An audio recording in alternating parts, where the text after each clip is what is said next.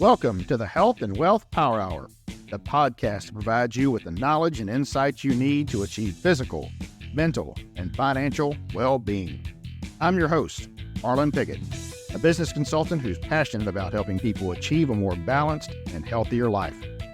Each week, we'll deep dive into topics related to health and wealth, including retirement income planning, innovative healthcare solutions, alternative funded health plans, and specific actions individuals and business owners can take to gain control of their finances, have access to affordable quality health care, and achieve peace of mind. We'll also be joined by innovative experts who will share their knowledge and insights on prevalent topics. So, whether you're looking to grow your wealth or improve your health, you've come to the right place. Get ready to be informed, inspired, and empowered. Let's get started. Well, ladies and gentlemen, welcome to another great episode of the Health and Wealth Power Hour. I am your host, Arlen Pickett. Great to have you with us today. Have you ever thought about running a marathon? Not me. I never really even thought about it. I mean, I thought maybe I could. Way back in the day, strangely enough, long time ago, as preparation for running the mile, we would run 16 miles a day, at least 3 times a week. That's to prep you for running a mile. You do that so that the mile seems easy. Running 16 miles, that was very, very difficult. But it showed me that at least 40 years ago, maybe I could have run a marathon. But our guest today doesn't just run marathons. In fact, he scoffs at you. He probably doesn't really scoff at you for running a marathon. He runs ultra marathons. And it's not just that he does that. It's not that he runs a 100-mile marathon. It's why he does it, how he got there, that is going to be the incredible story that Rich Ingram is going to share with us today. It's going to really change your mindset on what is possible. Because what if I told you that this man was retired military, disabled, retired military, that overcame that to conquer many, many things, not just marathons. He just does that for fun. Rich Ingram, thank you so much for being on the Health and Wealth Power Hour. Welcome aboard, buddy. Great to have you. Hey, thanks for having me, Holden. I appreciate it. Looking forward to it. Absolutely. Man, I'll tell you, whenever I read about you, when I read kind of your bio, there's a lot of shocking things there. There's a lot of wows that if you would have just got through, say, the first part of it, that was your military career, and what happened once they said, you're out of here, and you said, no, I'm not out of here, I want back in, that was pretty amazing right there, that they let you come back in, that you kind of was a trendsetter in what was available to someone who was put out the service as retired, right? That was pretty awesome. And then it's not just that. You took those experiences when you actually retired and just took your life to the next level at that time. So talk a little bit. First of all, I got this is a very important question to me, because I think this is very interesting, the answer I get from different people. You did not have to join the military because the draft hasn't happened for a very, very long time. What made you go down that pathway to begin with? Yeah, well, that's a good story. So that's where I found purpose. Really, I found purpose in the military. When I was growing up, I had the energy of a supernova, but I had no direction. And I'm talking. So I came from a very pretty affluent family. My father was a physician. My parents actually met in medical school, but my dad was an outlier. He was up at 4 a.m. before I was up. He was gone, and he was gone when I went to bed at night. And I saw all my other friends; their dads were taking them to football games and hunting and fishing and all that stuff. My dad didn't do that. He worked 7 days a week, and so. As I got older, I really, I didn't, it's not that I felt lost. I didn't think I was lost. I just didn't have any guidance, really. And, instead of giving me a baseball bat when I was 7, he got me the Book of Virtues by William J. Bennett. which is a great book. I mean, alcohol is just unusual, right? It's unusual. Like, so again, an outlier. Other fathers weren't doing that in the 80s and 90s. And so, anyways, as I got older and became a teen, one thing that I did have access to, because I didn't have access to a boat to go fishing or guns to go hunting, was booze and fighting. I mean, I became partying, and even though I love sports, I love science and mathematics. I just fell into that party scene, and really, didn't have a purpose. Well, somehow, in the state of Georgia, it's really easy to get a scholarship to an education scholarship to college. You have to have a 3.0. So I somehow got into a college, and it was University of North Georgia. And this is one of 6 senior military colleges in the country, because that's the only place my parents would allow me to go. They said, no, you're not going to Auburn. You're not going here or there. And so, I mean, we had barracks. We have a lot of civilians, but we had barracks. I mean, I thrived, but I was still in that party mode. And I ended up with a 1.7 GPA after my first semester. And so I quit. I called my parents, like, hey, I'm coming home. And they were like, no, you're not. And I didn't think that one through, 18 years old. And so I ended up homeless, sleeping in a tent in the North Georgia mountains in the wintertime. It was so cold, a little Coleman heater froze in my tent. And so, but I finally, that's cold. I got a job, working 6 days a week, 12 hours a day, making $22,000 a year. Now look, this wasn't in the 1920s. I mean, this was like the early 2000s. That still was no money, right? And so after about 6 weeks of, taking gas station bathroom showers and, brushing my teeth in a creek, I was like, dude. So I went to the National Guard recruiter, because there was a program where you could be in the National Guard and ROTC and still commission on active duty. And so that's what I did. And I called my dad, and I was like, Dad, I'm going to basic training at Fort Benning in the infantry in March. Can I come back home? And they said, yes, under conditions. And those conditions were I had to work out and run every day, no TV, no drinking. I had to be in by 7. I had to read a book a week and write a book report on it. And he had a weekly calendar where I would fill out the plan, and he would initial next to it saying that he agrees with it. And at the end of the day, he would sign off on it saying that you completed what you had planned to do. And this went on for, I think it was about 3 months, 2-3 months. And it was hard at first, right? Because all my friends, hey, let's go party.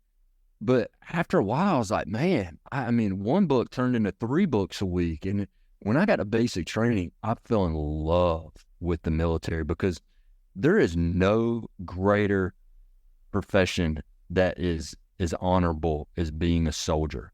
None. And so I took all that energy and put it into that.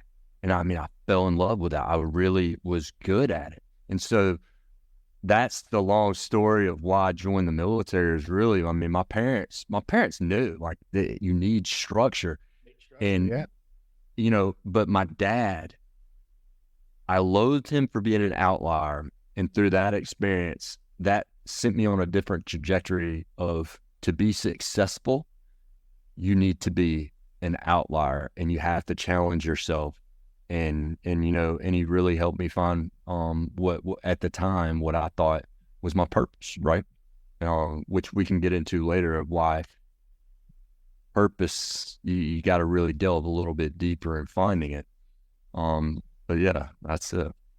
That's quite a story. I think in many ways, it's not about how you got to a certain point. That I think there's a lot of times that the reason people joined is because they needed structure. Doesn't mean they had the exact same kind of childhood or the results that you did as far as, partying and all that. But I think a lot of times, especially in folks that, I mean, you had a pretty structured childhood to a certain degree. Your home was it was different. It also allowed you, unfortunately, to get away with things maybe you wouldn't have if your dad would have been at home all the time. Yeah. No, that's you're absolutely right. And look, it wasn't that. I mean, I think I was in the 9th grade when I started really thinking about the military. So it wasn't just structure because both my grandfathers had been in the service. I mean, we've had someone in every major war. My mom even tried to get me in the Order of Cincinnatus, where you have a direct relative that was an officer in the American Revolution. But only one person in your lineage can be in the Order of Cincinnatus, and there's one living person, and there's already a living person. So that sucker. But yeah, which I don't even know what way, other than like getting a badge. I don't know what that means, the Order of Cincinnatus. But so yeah, we had a lineage of it, and so it had always been on my mind. I knew that it was an honorable thing to do. I just I needed that push. Okay, so let's talk about the instantaneous. You talked about the structure and how much you just fell in love with it. Because of that, you hear people say the opposite too, that, man, they really loved the structure of it, but it was really hard, right? The military was really hard for them. Was it for you, or did you just embrace it so much that you're like, this is it, I'm home, as it were? I embraced it so much. It was home. It was all, and just to put it into context, how deeply I loved the military. So I bought my first house, sight unseen, while I was in Iraq, outside of Fort Bragg, North Carolina. My buddy went and saw it for me. He sent me pictures. He was like, looks like a solid house to me. I was like, all right, man, I'll, get it squared away. And so we got power of attorney and all that stuff. Before my last deployment, so this would have been my 4th deployment. I was a captain at the time, and I was a bachelor single living in this house. I had a map of Afghanistan. I mean, this thing must have been, I don't know, like a 5x3, 6x3. Like it covered the main wall of and all I did was read books on Afghanistan and study that map. I had on both sides of the wall, I had one picture of Winston Churchill, and the other one I had General Patton. And so, I mean, if a girl would have walked in there, she'd have been turned around. I just, I was, but one of the reasons is because I know that I'm a light switch. My wife always says, oh my gosh, you're either like all in or nothing. And I know that I have to be, because I don't want to fall back into this partying mode or whatever. I don't know what the quote is, but it's, man, look, when you slow down, you go down, and when you start having that where you don't have a structure and you had that downtime, that's when you get into trouble. We always said that, hey, look, you give privates time off, man, you're going to end up getting somebody out of jail, so, and that's how I was, had to stay busy. So I thrived in that structure. Okay. So you mentioned you even decorated your house, and, you had Churchill, you had Patton. So would you consider yourself then a student of military history? Did you read a lot of books down that pathway? Did you spend a lot of time learning about military strategies as well? Was that part of what you did, or were you just interested in those people because they were military leaders? I was, and not just military leaders. I mean, I was just interested in those people because of what they'd achieved in their lives, and I have a bust of Teddy Roosevelt sitting on my desk right now, and it's albeit, that man did a lot in the military, but his life is just amazing. So I did not study strategy that much. All the books that I read on Afghanistan were more for the culture, and the people, and because I think that's more of it.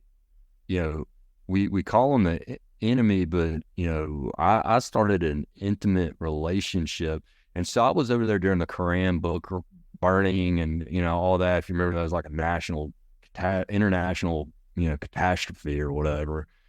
But I mean, I at that time, I was sleeping out there with Afghans. I mean, in my 3rd deployment, same thing with Iraqis. But I think you have to understand the people and where they come from, to, and one of my favorite commanders ever is now General Menace. No one had ever seen a staff. He was the 82nd Airborne 4th Brigade Commander. No one had ever seen a staff as big as he had. And the reason is because he believed in studying what was going on in his area. He wanted to know everything about it. And so that's what he utilized his staff for, was information. And so that's more or less why I like to study. I mean, same thing, like you read the Quran like that. That's, you kind of get an understanding for where they're coming from. You read about Zawahiri.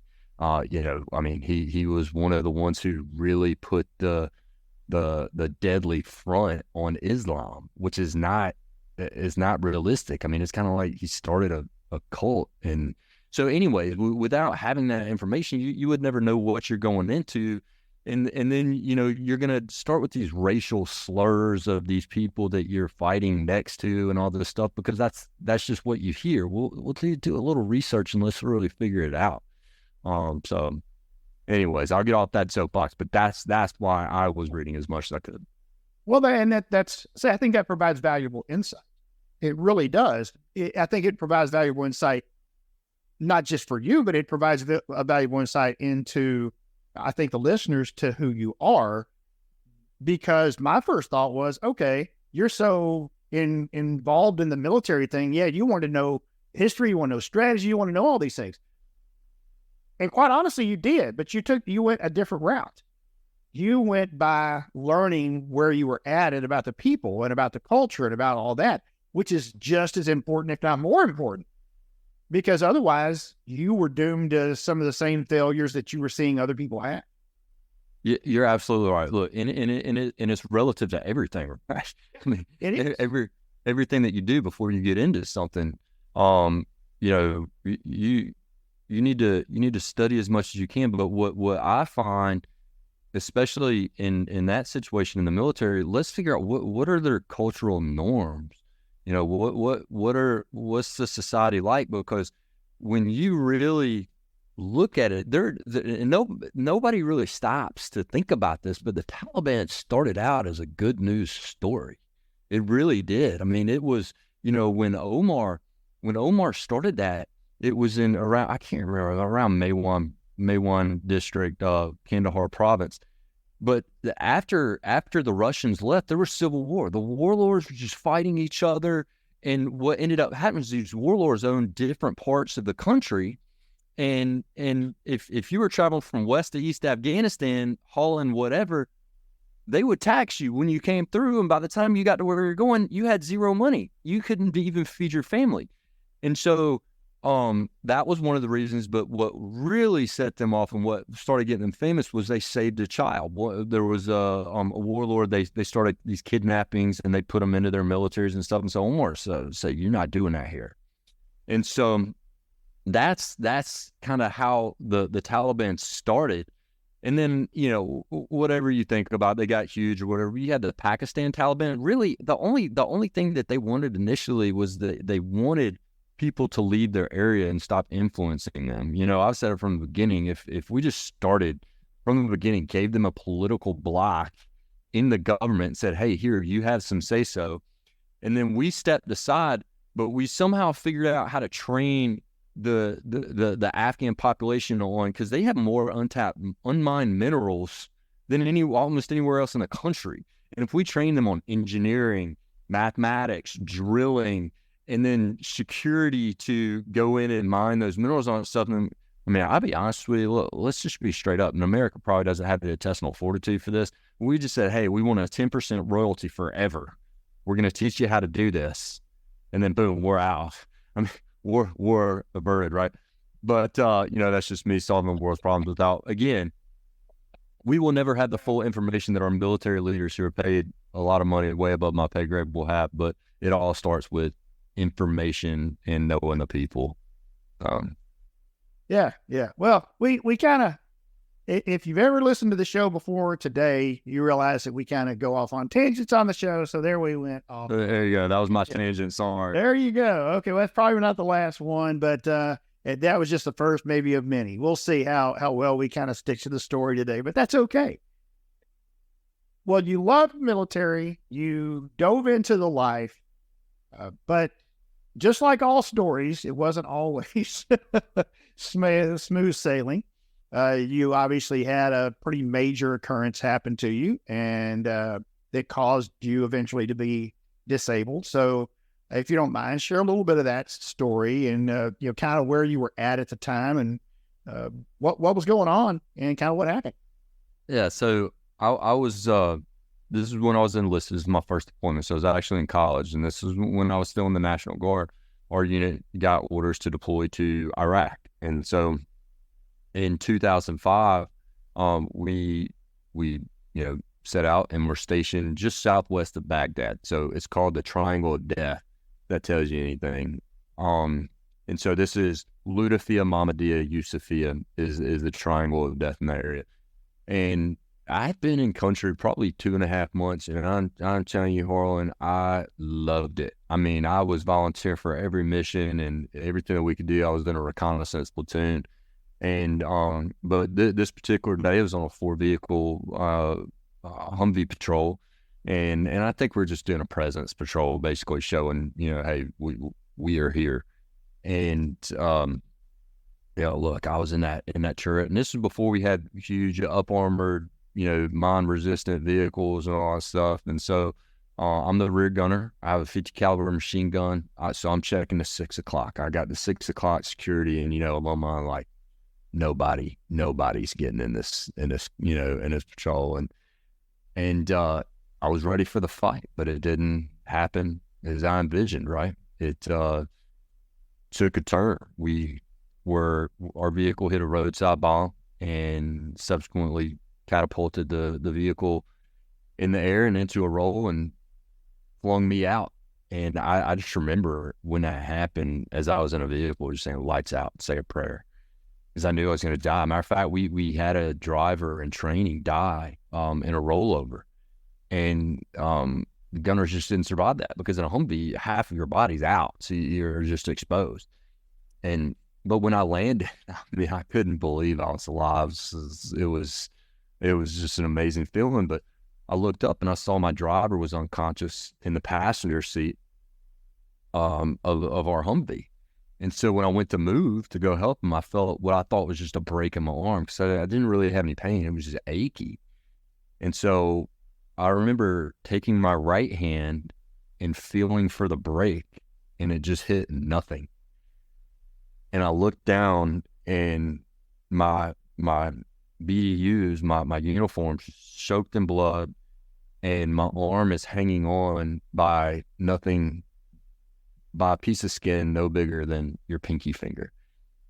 And so now I'm back in, I'm going to die. And I just remember saying, like, I'm not dying here.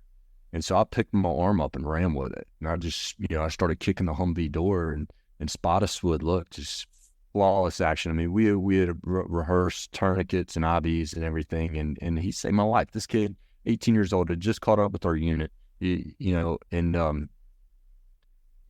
so I sat there and waited for the medevac chopper. And, while I was waiting, one of my best friends came over and he held my hand, just because I wanted to close my eyes, because this is July in Iraq. It's 120 degrees. I'm sweating. I'm like, dude, I'm staring at the sun. I'm just going to close my eyes. So he's all right, hold my hand. And he was with me when they put the stretcher on the helicopter, and he let go of my hand. It's like, you can be okay, man. I'll see you soon. And he was killed a month later. So that was the Triangle of Death, right? And but that's what we signed up for. But it was difficult. So that's not what you signed. It's kind of what you signed up for, but it's not what you signed up for. So when I say that, is you probably had this mission that you were going to be on, whether you were the hero or not. You don't seem to me like you were the guy always looking to be the hero. You just wanted the guy to be of service. So this was a detour. You couldn't go out on the patrol the next day. right? You couldn't go out actually on patrol the next week. You now had to be in a recovery phase. And for someone who wants to go, that had to be hard. So talk a little bit about that journey, because that's not what, when I say that's not what you signed up for, that's kind of what I mean here. It didn't give you structure. It let you go. Well, now you can't. So what did that feel like? What did that look like to you, Rich? Yeah, I'll tell you. I remember waking up. So I was flown to Baghdad, and they cut everything off, and I mean, they immediately anesthetized me, and I was out. And but I remember being wheeled into a hospital room on a gurney, and waking up on that gurney and looking over in my arm, in my nub, wrapped in bandages, and I closed my eyes and tried not to cry. I saw everything crashing down, because see, I relied on my physical prowess to spend my life in a combat arms career, and all of that came crashing down once. Everything I worked for my entire life, finding that purpose, how my dad had pushed me to find this that I had been searching for, was now gone. And so it was very difficult. But I'll tell you, when I arrived at Walter Reed 2 days after my accident. So again, the benefit of being healthy is I they said, look, you stabilized so well, like, we're just gonna send you to the States now. And so when I got there, my mom was in the hospital room and had my fly fishing rod.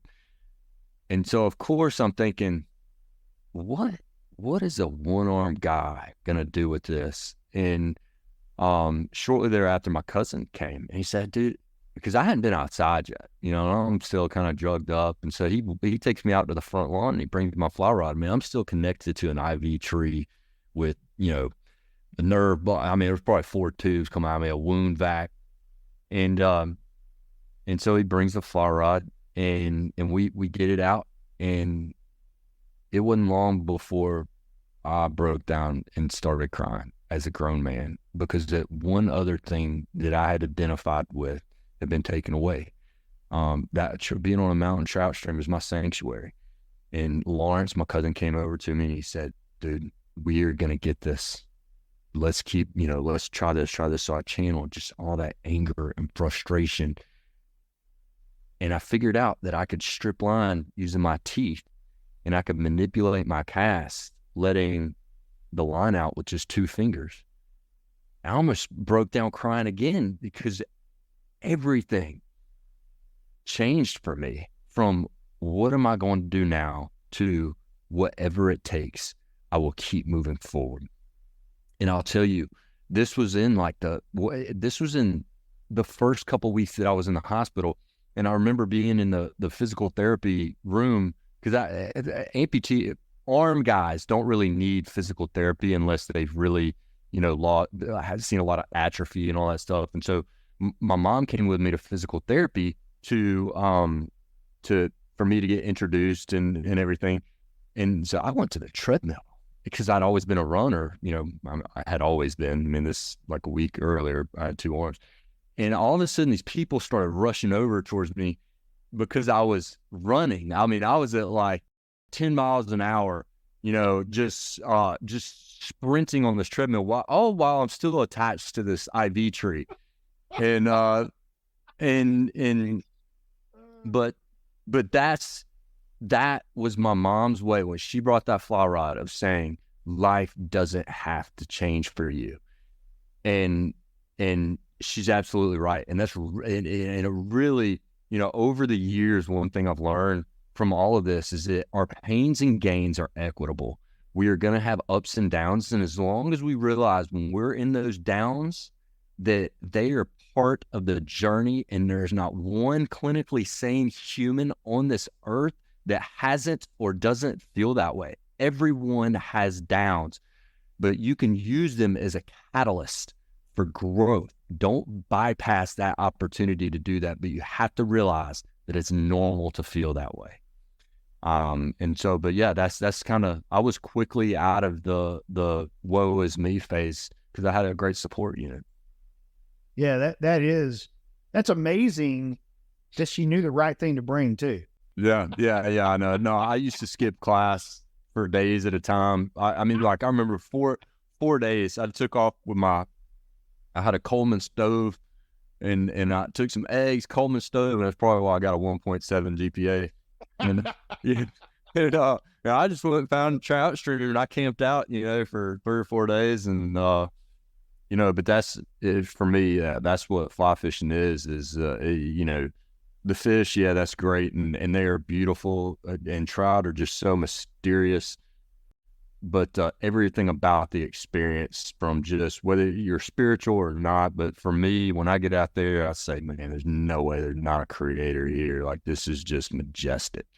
And then when you catch that fish, oh man, that's just adds to it, right? So, all right. So you decided, you with the help of your mom, with family support. All right, I don't have to dramatically change my life. I'm going to adapt to this and everything's going to be fine. But the Army said you can't be a soldier anymore. The Army said you're going to retire. You didn't like that. I tell people I wasn't smart enough to do anything else. I just, a lot of things worked out for me, but part of that story is after that experience on the front lawn of my cousin, I signed up for the Army 10-miler, which was, I can't remember, a couple months after I'd lost my arm. So, I mean, I had my IV tree off of me, but I was still had open wounds, and I didn't do too poorly, all things considered. And so a few days later, a guy walks into the prosthetics lab. He's a major, and he was kind of stationed there to be a liaison for incoming amputees, and kind of like a big brother type deal. And he's like, man, you didn't do too bad at the Army 10-miler. Do you want to be on my triathlon team? And I mean, I kind of balked at him because, I knew tri was 3, but I just always thought of Bruce Jenner every time I heard like athlon. So I'm like, you want me to throw sticks at stuff? I don't know what, yeah. And so, he told me, and I was like, dude, I hadn't ridden a bike since I was 12 to my buddy's house, and I'm going to, either swim in circles or sink. I was like, you know what? I'm in. What do I have to lose at this point? And that decision to join that triathlon team, so it's Challenge Athletes Foundation, had just started an organization called Operation Rebound, which was for wounded warriors. And so Dave Roselle was the guy that asked me to be on his team. And so, he was kind of heading it up, and then we kind of became the poster children for triathlon. And I'm telling you, before I knew it, I was racing all over the country, but it was not easy. It was very daunting. The first time that I ever got into a pool, I couldn't even make it halfway until I had to bust out into a breaststroke. And when I first got there to the pool, the only lane that was open was the lane where they take out a rope and all the 110-year-olds are doing their pool noodle exercises, And so, I'm thinking like, well, I guess they don't think I'm good enough to get in like a regular lane, throw the gimp in with the pool noodles. So I'm having to dodge these buoys anyways. And I mean, it sucked because I wasn't used to, at that point in my life, being at the back of the pack. When I cycled, everybody was waiting on me at the stop sign. I hated that. I could not stand it. But something had changed. And my mindset had adapted to a growth mindset, and I didn't even know it. Had I 2 arms when Dave asked me that, I would probably said no. I knew what I was good. I was good at running. I was good at shooting weapons and all these other whatever the stuff. I wouldn't have wanted anyone to see me fail. I wouldn't have wanted to fail. I was scared of failure. But at this point, I didn't have anything to lose, and so I kept showing up. I believed in myself. And before you know it, I was waiting on other people at stop signs, and I was happy to do it because they helped me get to that point. So I don't say that to toot my horn, but I say that because, it is all about showing up and keep moving forward. And that's when I started doing these races all across the country. And so when I started actually competing against people with all of their appendages, it was like, well, why can't I go back in the military? That doesn't make sense. And so there's obviously another story there, but I was doing an internship in college for a state senator, and I was lining up to my bachelor's undergrads in finance. I was lining up to go to Merrill Lynch and all these other boring desk jobs, and my Sarah asked me, he's like, well, what do you want to do after college? It's like, sir, I'd really like to go back in the military. I mean, here's what I'm doing. I'm like, why can't I? And he said, hold that thought. Next thing you know, I found myself in front of a retired or a general that worked for President Bush. He's on President Bush's staff in Washington, D.C. And he was like, Rich, resubmit your packet. We're going to follow you. If you can meet the standard, we're going to make this happen. And, a lot of things happen between now and then, but I'll tell you a chilling part of that is that a week or two before I was going to graduate and commission, someone calls me up on the phone and says, dude, why didn't you tell me this is what you were doing? I'm aide de camp to the general that has to sign your final waiver. It was the same guy, Dave Roselle, that asked me to be on this triathlon team. And I just could not believe that. I mean, look, I'm not an advocate for every amputee to be able to do X, Y, and Z. Just let them in. If you can meet a standard, go fight for your country. You should be able to do that. As long as you're not endangering yourself or others, you should be able to go do that. And, and look, it wasn't easy. I mean, there were times where they said, hey, look, we don't think this is going to happen. Obviously, we'd like you to stay in ROTC and blah, blah. I just stayed the course. I was like, man, what else am I going to do? But that was half the battle, was just sticking to it, sticking to the plan that I had, keep working hard, keep my head down, and just roll. So what did your family think about that? 100% support. Awesome. They back me. I absolutely is. My dad told me at one point, and this is from a very educated family, right? I mean, he said, look, if you don't go to college, just be the best at something, or try your best at something. And that was, for the military, like I said, I mean, we've had a lineage of military soldiers. And so of course they're scared. They don't want to lose their son. But at the end of the day, for me, I always looked at who my heroes were.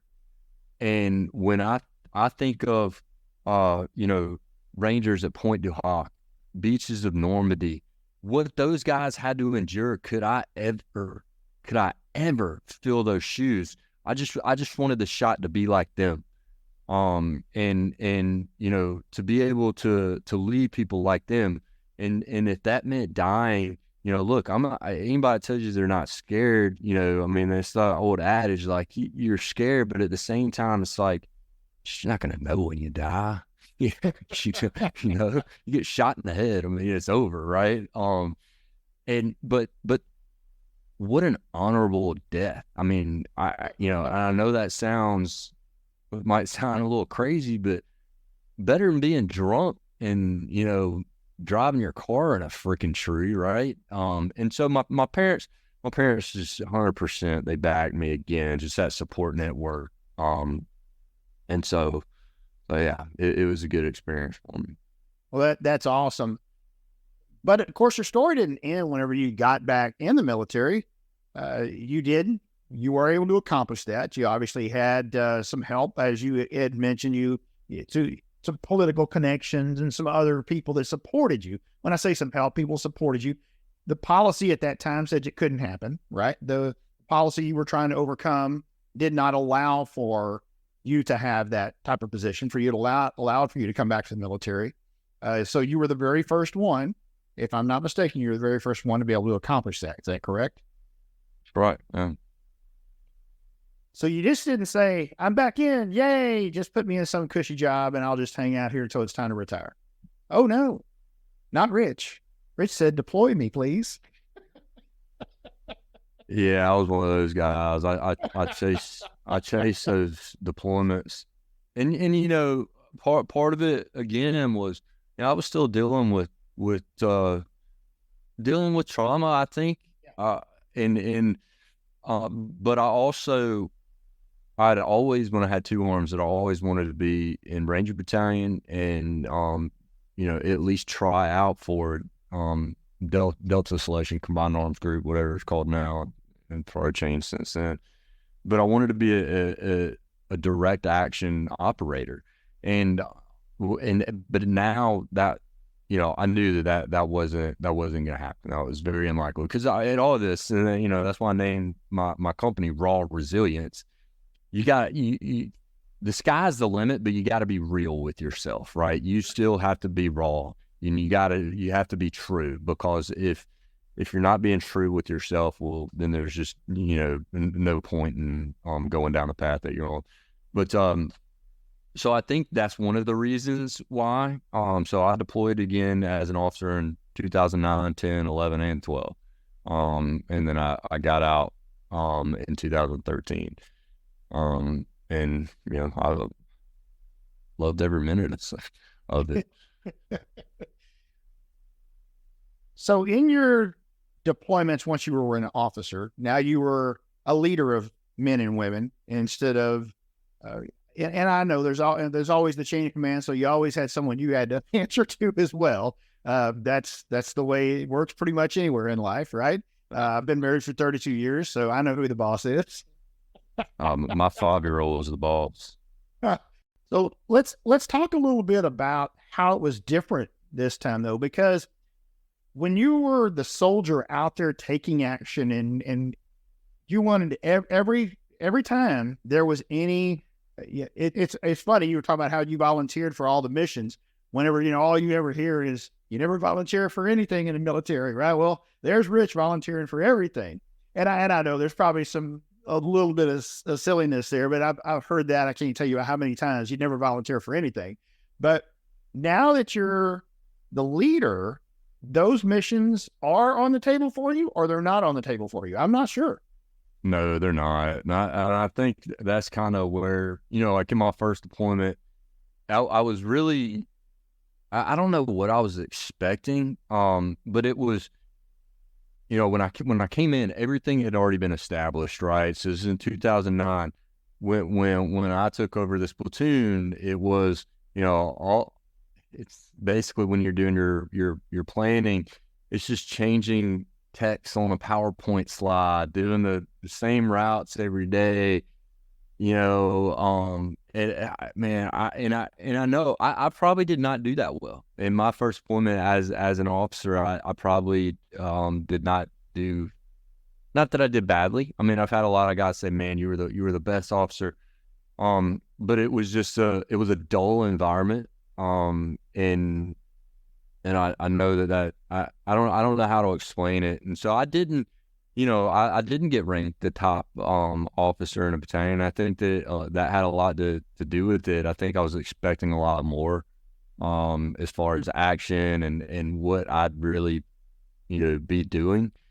So right after we got home, I fortunately for the next one, the brigade. This is in 20th Engineer Battalion. Or brigade, my commander was like, "Hey, the brigade commander asked you to come over and help this unit get squared away."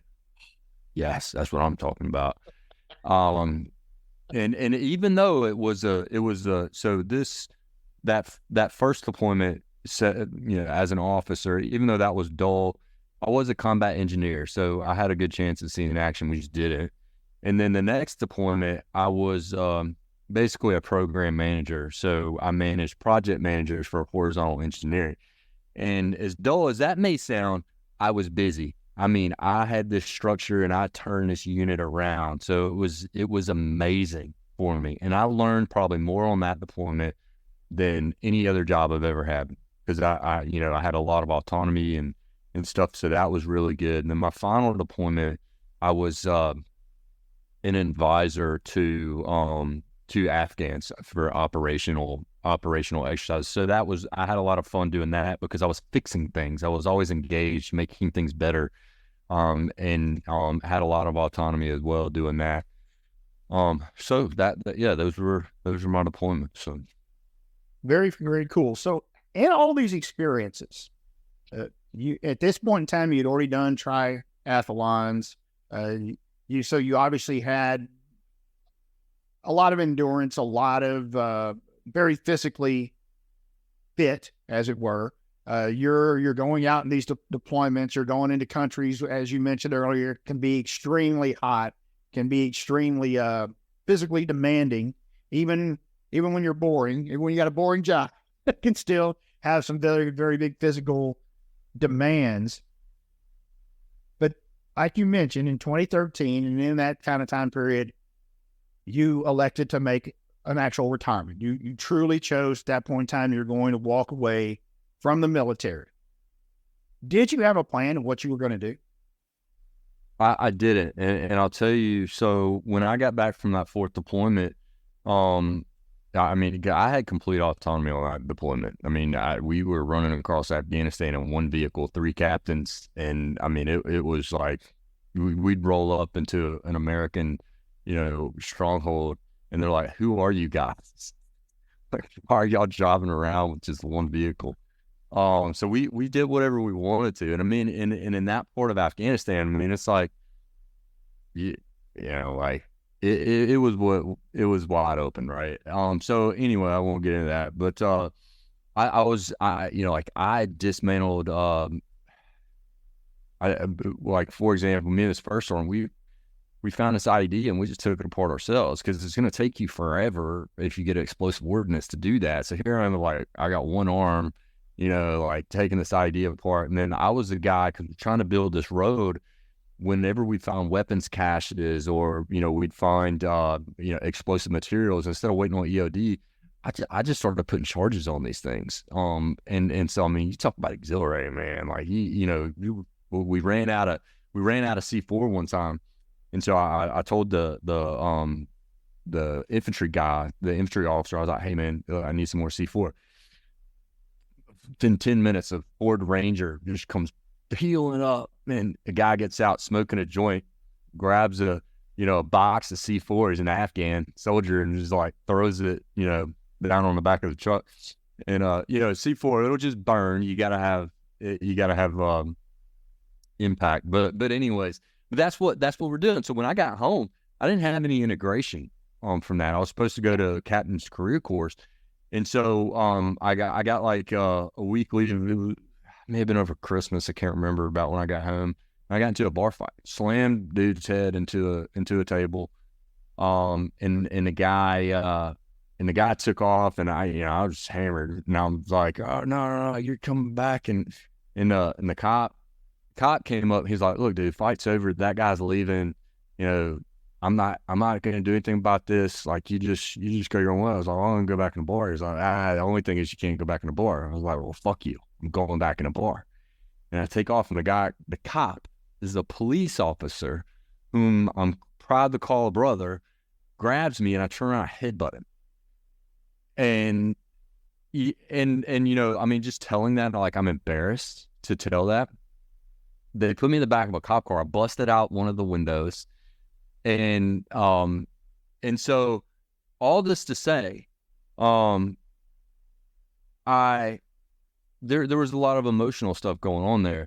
I did not get court-martialed or anything like that, and everything got dropped. I went and talked to the police officer. I don't know how. But that is really when I was like, look, if I cannot fall back into this kind of, I'm obviously not happy if these are the things that are happening. I'm not engaged. And so that's when I was like, I got to go. And I really think it goes back to, there were certain things that I wanted to do in the military that I realized I wasn't going to be able to happen. I'd be an Delta operator. So I needed to cut ties, and I needed to figure out what the next step was so I could move forward on that journey. And so that's what I did. Yeah, I didn't have a clue what I was going to do, but I ended up working with a great company that taught me a lot. Kinder Morgan, Fortune 500 company, just amazing. And I really thrived there, really loved it. So that disappointment, because that was part of it, right? That disappointment, that almost what you really did, I mean, from what I'm hearing you say, is you reverted back to kind of the way you were before the military ever got a hold of you and kind of straightened you out. I had no purpose. I felt I had no purpose. So again, I'm still a supernova, but I had no direction because I knew that this was not going how I wanted it to go. I wasn't achieving what I wanted to achieve. And so where's my purpose? And I always say, you know, when you talk about finding your purpose, because that is the true motivator, purpose.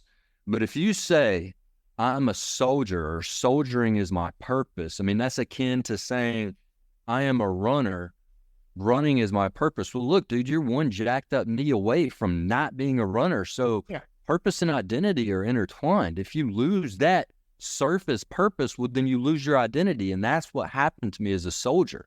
I didn't identify with anything else.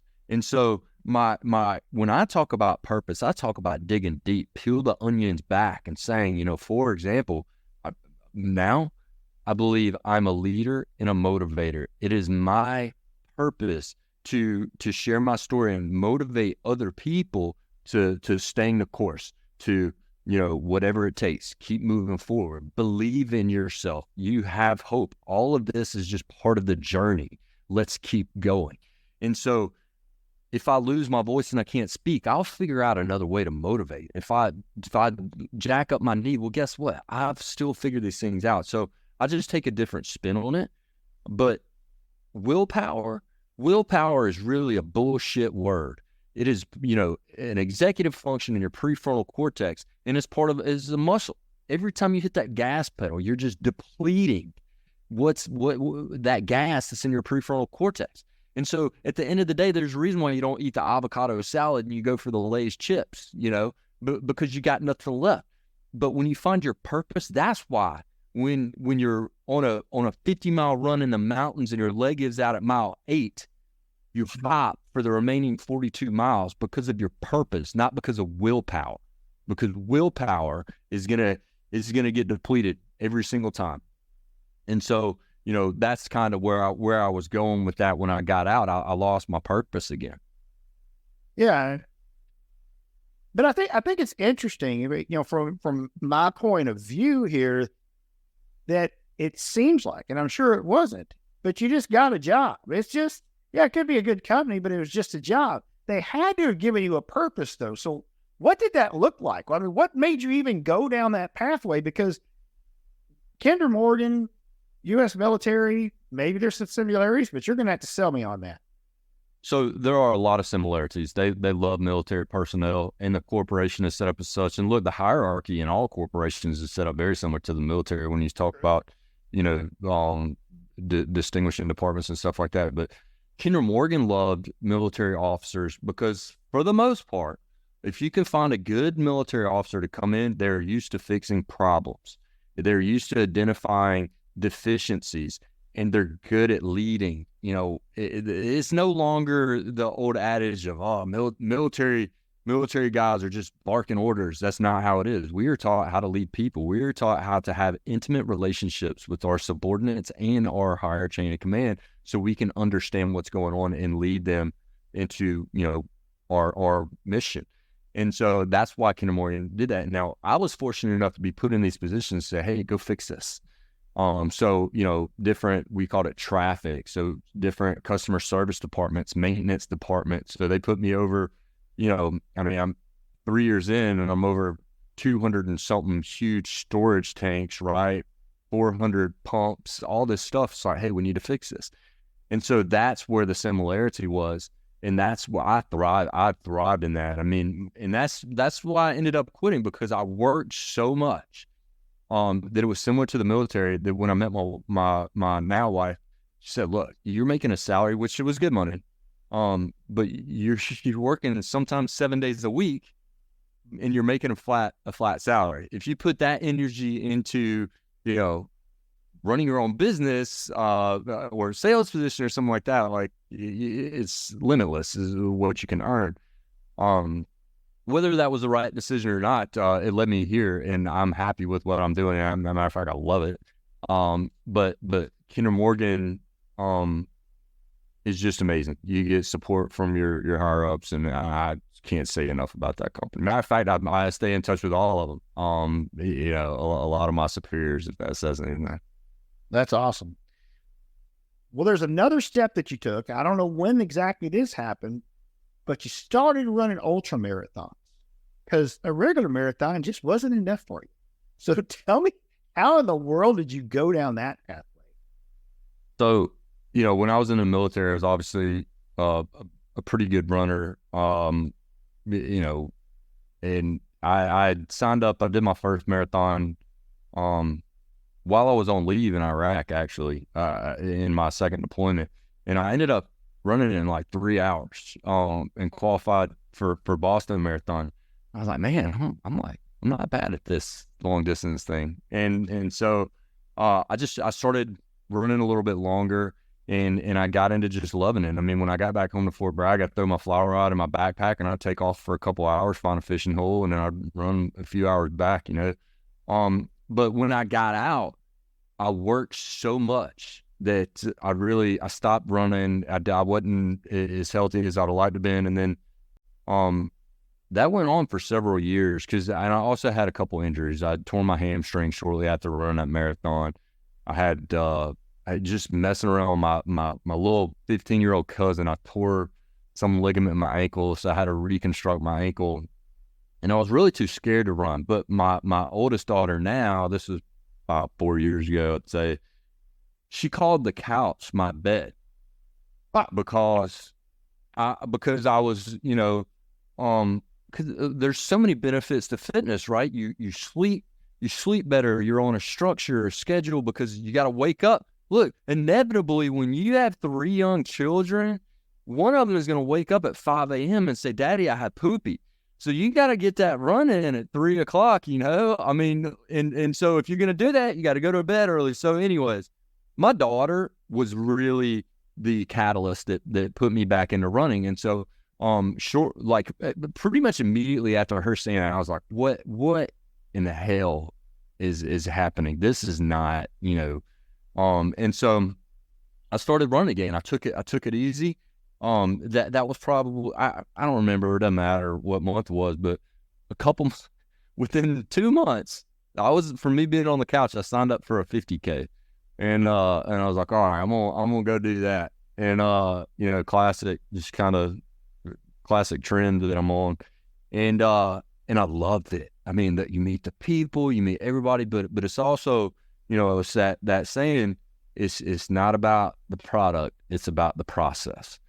And the process of running ultra marathon distances, the process of running, 9 to 12 hours a week, plus strength training. Now you got to talk about your stretching, your nutrition, your sleep, and your recovery. It doesn't leave a lot of time to do other things. So now you have to be very intentional with everything that you do because of that. So now I am forcing the same structure that I had back in the military to be successful on myself now. And quite frankly, it's how I show up positively in the world for the people that I care about and for my job, my clients. And I love it. And so for me, yesterday I ran, and you know what the heat was like yesterday at 4 o'clock in the afternoon. Yeah. It was a 180 heat index. I can't remember. It was like 99 degrees and a 76 degree dew point. And I loved it. Because it goes back to, you have to get uncomfortable and you have to chase discomfort if you want to be successful. If what you are doing is not making you uncomfortable while you're trying to grow, you're doing something wrong.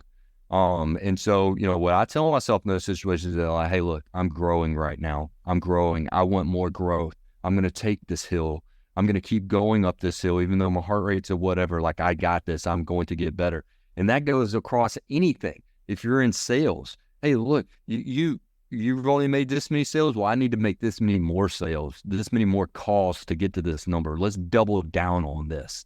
And so that's what I wholeheartedly believe in. And as far as my rehabilitative journey and staying the course, I call it challenge immersion. You always have a goal that you're trying to achieve that you can just inundate yourself with, immerse yourself with, that you're trying to reach that objective. And then everything else just kind of falls into place, but you get used to doing uncomfortable things. So when adversity hits that you weren't expecting, dude, your emotional threshold is already up here. You're already used to that happening. And that's like me missing an arm. I'm used to, like, I'm about to go, we were talking about me just moving. I'm about to go put a playground together, right? With one arm. But that, to me, that's just one other thing. And so when you are constantly doing these uncomfortable things, you just get used to the challenge. You really do. It's just another thing. There is not one thing that is not possible, right? To an extent, right? Let's be raw. But we need to give everything a shot. Give everything the opportunity to find a way. And so, you know, that's what having one arm is really taught me, but it's immersing in that challenge that it really provides that growth. So every single time you've tried something, every single time you've given it your best shot, I'm guessing here, but I would say that no one's ever 100%. You've had some failures. Mindset wise, what maybe is something that you do different to overcome that and not even accept it? In other words, just say, nah, that's not going to be that way. I'm going to do this. You know, so for me, I immediately go back to the drawing board. When I fail, I immediately figure out, all right, why did I fail? Okay, so you know, DNF in a race, right? Like you did not finish, right? Or disqualification or whatever it is. Okay, what made this happen? Let's immediately go back and let's start over. You know, my saying is keep moving forward, and that goes along with our pains and gains are equitable. This failure is part of my journey, and I'm going to use it as a catalyst for growth and to get better at the next one. And so, you know, that's kind of the mindset that I've gotten into, to not let those crappy, you know, they seem poor or bad, and they are at the time, right? Like it's tough. It's tough to just take a back seat and watch, you know, what's going on while you're in the moment. I mean, I'm a very emotional person. I know that. But that's what I try and do, is I keep moving forward and I immerse myself in the next challenge. And I use that. I don't let that opportunity, I don't let that failure go by. It's the same way whenever I start feeling anxious about something and I start thinking, oh man, you know, and a lot of us do this. Like, did I bite off more than I can chew with this? Am I cut out for this? Am I doing the right thing here? But blah, blah, blah, blah. You know, people aren't calling me back. I'm not getting the number of gigs that I want. First thing that I do is I try and meditate if I have enough time. And the next thing I do is I take out my journal, which I carry with, I have composition notebooks all over the place, but I always carry them with me. And I say, this is exactly how I'm feeling. I'm feeling, you know, like maybe I shouldn't be doing this right now, blah, blah, blah, blah. If there's a fit. And the next thing is to say, okay, why do you think you're feeling that way? Well, because so-and-so said they were going to get back to me on this date. I followed up, blah, blah, whatever it is. This is why I think I'm feeling this way. And then the third thing is, what are you doing right now? Are you keeping to the plan? Are you executing to the plan you have when you weren't in this, you know, anxious or, you know, this highly unstable emotional state? If you are sticking to the plan, okay, great. If you're not, okay, what can we do to get back on the plan? Or do we need to adjust the plan? And then when you get out of that emotional state, then maybe go adjust your plan. And I'm telling you, it works 100% of the time. But I always followed up the fourth thing with positive affirmations. I am a great speaker. I do have value for clients and audiences and stuff like that. So anyways, that's one of the tricks whenever I get into a hole like that I use. Works 100% of the time. And you'll see my notebook has like goals, tasks, and then all of a sudden just random, I am feeling like this. And you know, look, 10 years ago, I would have laughed at that, right? There was a stigma associated to doing stuff like that for soldiers. And so, yeah, I want to turn that around. I'm a huge believer in we need to talk more about what's going on with us, because if everybody did that, then it wouldn't be a big deal, and then we can just continue. But instead, we try and I'm afraid of what this person, might think or whatever. Look, we all got something. So yeah, that's what I do. I go back, I immerse myself in the next challenge, figure out what I can do better, and this is how what I was just talking about as far as basically journaling is how I get out of those unstable emotional states. Well, that's very, very cool. If you're out there listening and you want to actually talk to Rich personally, you can actually go out to his website and book a appointment to talk to you, right? And then they can, if you want someone to come out and be a speaker, you can also get that information there as well. And you guys can find that at richingram.com. Now, before I let you go, and I'm going to remind you of that website again here in a little while, that's richingram.com. You also have a nonprofit that you're a huge supporter of. A lot of the runs that you do are in support of that too. Talk a little bit about that organization, because I know it's near and dear to your heart. Thanks for giving me that opportunity. So Warriors in Quiet Waters is the name of the organization. And this organization, what they do is they bring these, whether it's wounded warriors with PTSD, what have you, they try to reintegrate through fly fishing, through the outdoor experiences. And so that's why they're called Quiet Waters. But it's not just a, hey, we're going to bring you out here for this one day fishing excursion. No, it's a months-long program, and they do bring you out to Montana and a lot of places over the country now, and it's a week-long deal. But they have an alumni network and program, and that's what sets them apart. It's not just we're going to bring you out here, take some pictures, for our donors, and then send you back. They stay in contact with their veterans, and they bring them back out to campus multiple times, and so they are just. Oh my goodness, I can't describe how highly I value them and what they do for our nation's heroes. That's awesome. Where can someone go and learn more about them and maybe make donations and such? So if you go to richingram.com, there's a banner at the top, and you can click that banner. It'll take you to my fundraising page. You can read my write-up of very detailed of why, this is such a great organization. And you can you'll see a link to where you can go to their main webpage as well. It's just like you would expect it to be, RICH, Rich, and then Ingram, INGRAM.com.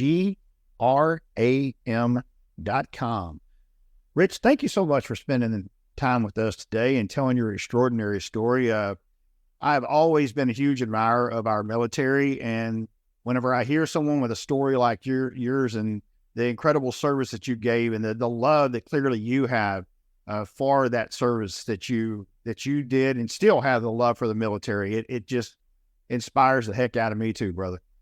Oh, I appreciate it, Harlan. Thank you for having me on. All right, folks, y'all be sure and go out and check out Rich. You can learn a whole lot more about him and his story on there too. He does have a blog. He has a lot of other things out there, and what an incredible individual. Glad that you're in Texas with me now too, brother. Who knows? Maybe we'll see each other. I'll have to link up. Yeah. Around. Maybe I'll be watching you run somewhere. Catch some rainbows. There you go. All right, folks. Hope you enjoyed this episode of the Health and Well Power Hour.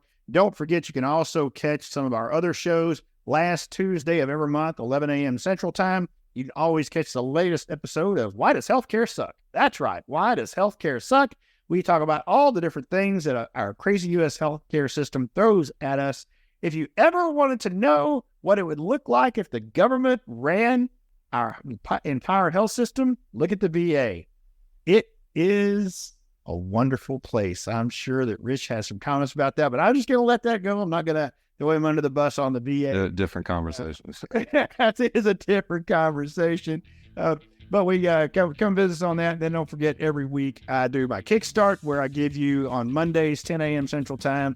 You can listen to what's going on in our industry, latest trends and news stories. Catch all of those events on LinkedIn, Facebook, Instagram, Twitter, and YouTube live every single week. Thanks again for being with us. We'll catch you next time on the Health and Wealth Power Hour. We are out of here.